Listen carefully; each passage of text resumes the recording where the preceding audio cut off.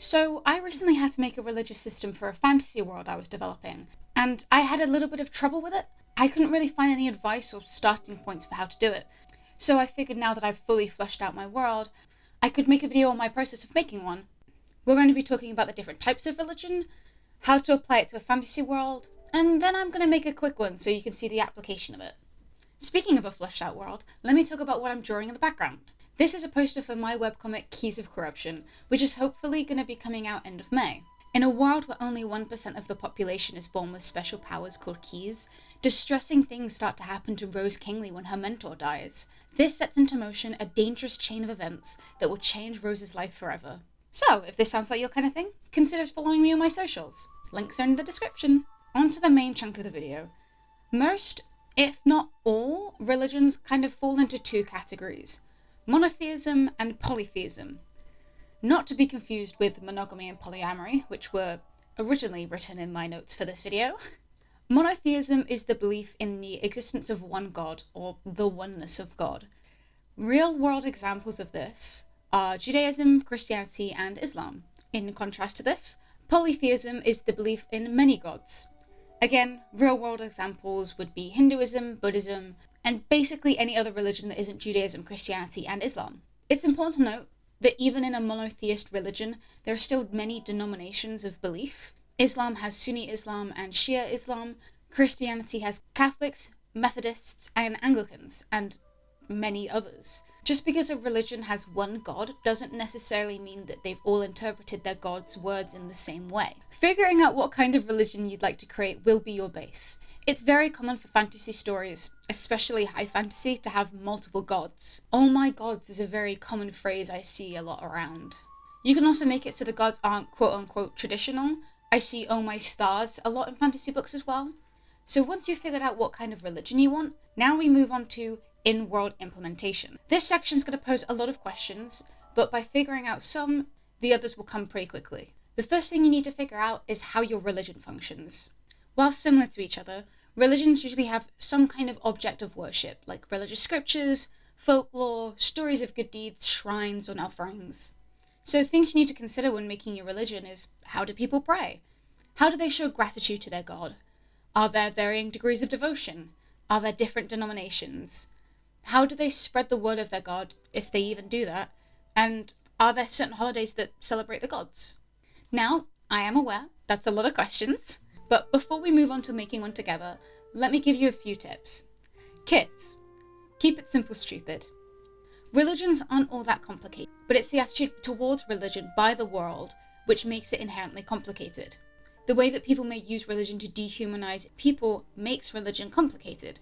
Now, I'm not saying you have to make a religion where people are being oppressed by other people. I'm just saying that you need to consider human nature's effect on said religion. As well as this, you have to consider what kind of impact religion will have on your story. Is it just something to build out your world? Or is a significant character religious?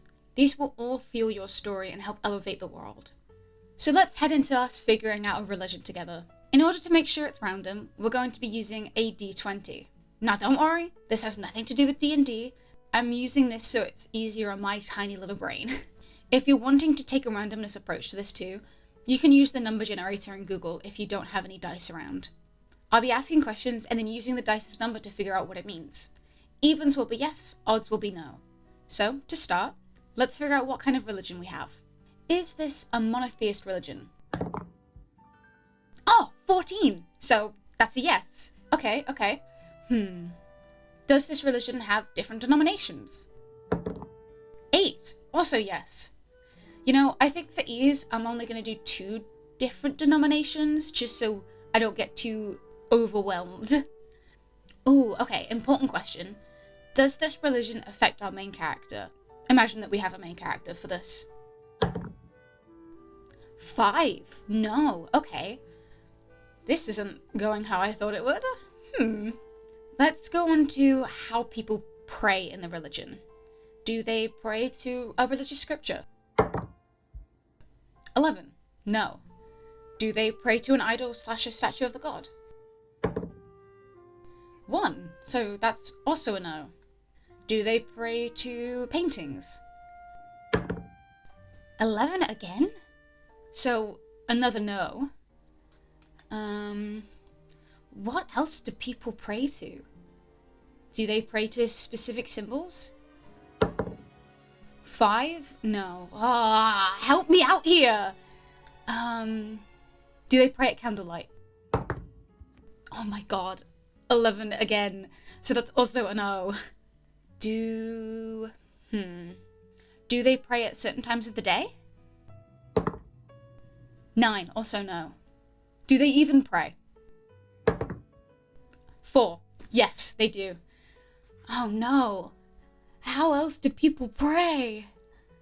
Do they have a certain poem they recite at a particular place? 13 is also a no. Do they pray to flowers? Oh, a 6. Okay, so they do. Okay, so let's try and figure out what flowers they pray to then. Sunflowers? 17? That's a no. Forget-me-nots. 17 again. Swear that's a movie. Let's think out of the box. Belladonna? 1. Yeah, that's also a no. Lavender? Oh, 14. That's a yes. Okay, so mini recap. This is a religion with one god, and there is multiple denominations, and they pray to lavender flowers. Oh, what if the different denominations pray to different flowers? That's a 2, so that's a yes. Okay, so we've decided on 2 denominations. Let's roll for one more. How about irises? Oh, 18, solid yes, okay. I think you can get different colour irises, so I think maybe having a different colour to the lavender might help the denominations stand out from each other. Let's go back to the original questions then. How do they show gratitude? Let's start with, do they leave flowers at shrines? Oh, 14. That's a yes. Are the shrines simple in build? Oh, 20. So that's also a yes.